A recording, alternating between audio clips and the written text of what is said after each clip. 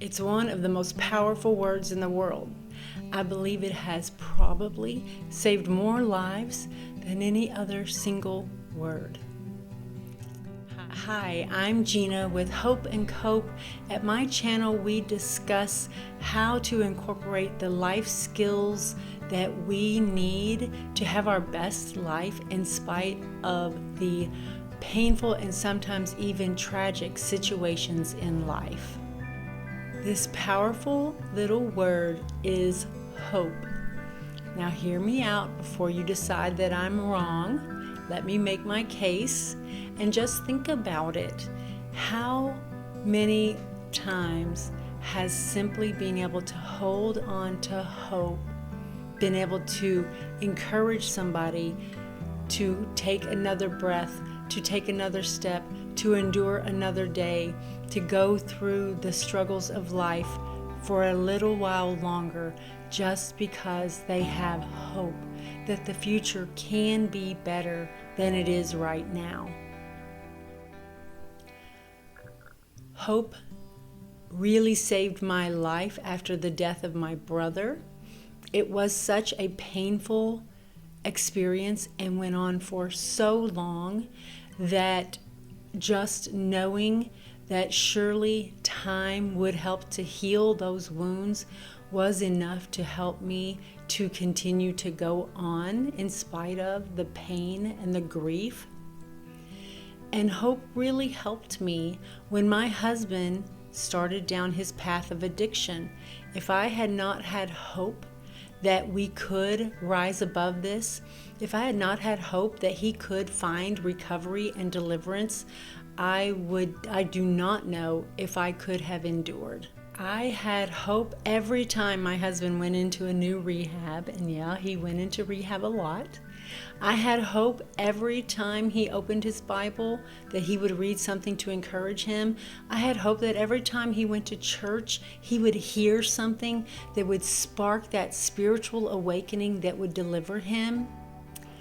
But beyond that, my friend, I had the hope that in spite of my husband's journey, God was going to be with me. He was going to help me if I stayed faithful, if I made right choices, if I lived according to the way that I knew I was supposed to and behave in relation to my husband's addiction the way I was learning how through Al-Anon, then I had a lot of hope that my life could improve in spite of what was going on in his life or anyone else's.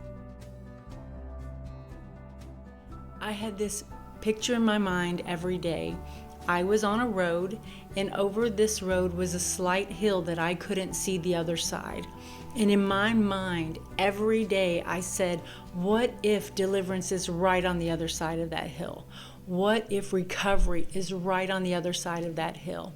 What if the answer to our problems is right on the other side of that hill? Do you want to give up if everything you need to have a good life is right on the other side of that hill?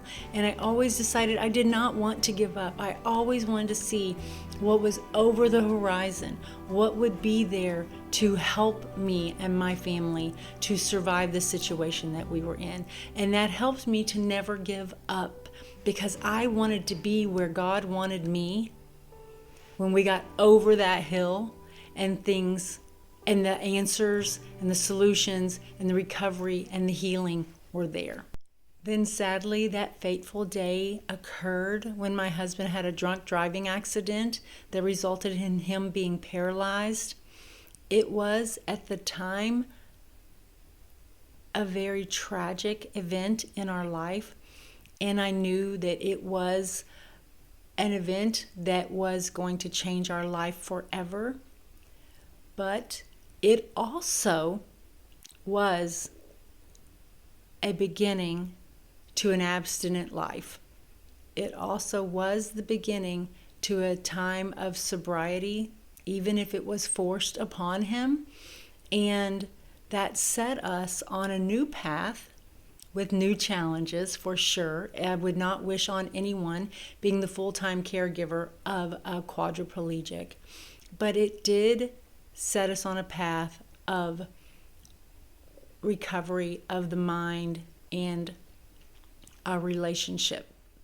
Yes, throughout all of those years of addiction and then the subsequent years since his accident, there have been many times I've been discouraged. There have been many times that in my heart I was ready to give up.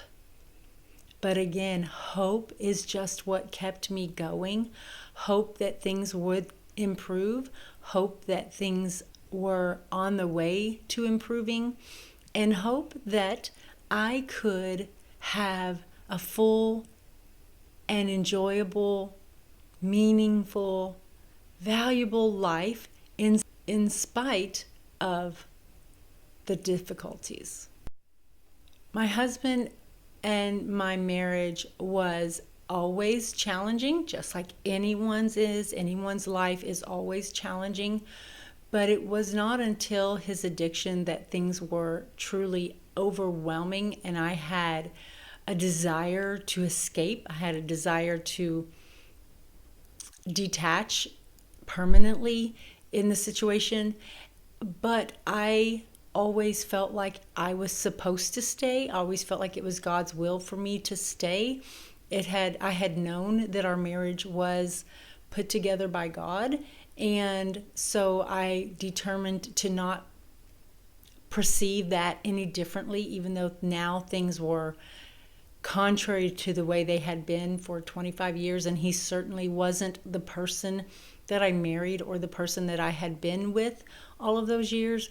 I still really felt like it was important that I stay for a variety of reasons. But because I knew that I wanted to stay, I knew I needed the hope that would be required to stay. I needed the hope that things would get better, and I needed the hope that right now, in the here and now, I could have all that God wanted me to have personally.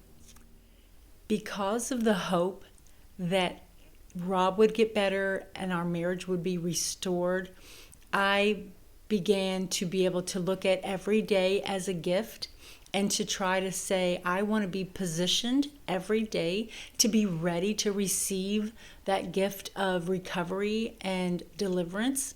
So I started really trying to make each day count for myself, for my relationship with my family and my children, my church, my job, all of the things that really mattered. I started really trying to extract everything that brought me value, that could sustain me through the dark time during the absence of relationship with my husband.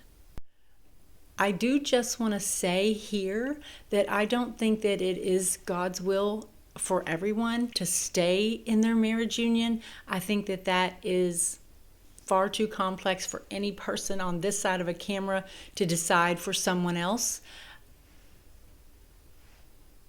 But I just want you to know that for me, that was the right decision to make. And so I had a measure of peace that came with making that decision, so that I knew I was going to try to find joy and fulfillment inside the marriage instead of doing something permanently to detach from the marriage. As I stated at the beginning, I'm going to share with you what I think is one of the number one benefits of hope. And you might have had a clue because of the title of my channel, but one of the number one benefits in my mind of hope is that it helps you to cope. It helps you every day to deal with the challenges, the fears, the tragedies, the heartaches, the separations, the anxiety, that it helped me to cope in spite of the situation I was in. I was able to cope and have joy and have peace, albeit it was very different than it was when my husband wasn't using, and I'm not going to pretend that it was equal or better, but it was still there, and it still sustained me in my difficulties. It helped me to cope and to just find meaning in my everyday life. And for that, I'm extremely grateful. And that's what I want to do for you, dear friends. I want to help you to have hope that things will get better, and that will help you to cope every day in spite of the challenges that you face. Thanks so much for spending this time with me. I really value your time. I appreciate you very much. And I always pray for the people that watch my videos. If you did like this video, I have another one for you at the end that I also think you'll appreciate. But before you go, check out my description box where I put my contact information, always a Bible verse and a Christian song for you. If you don't mind, before you go, if you would hit that like button, it would really help my channel. And share this video with a friend if you think they also could use some hope. I try to put out new content every Sunday, and so I look forward to seeing you in the next one. Bye-bye.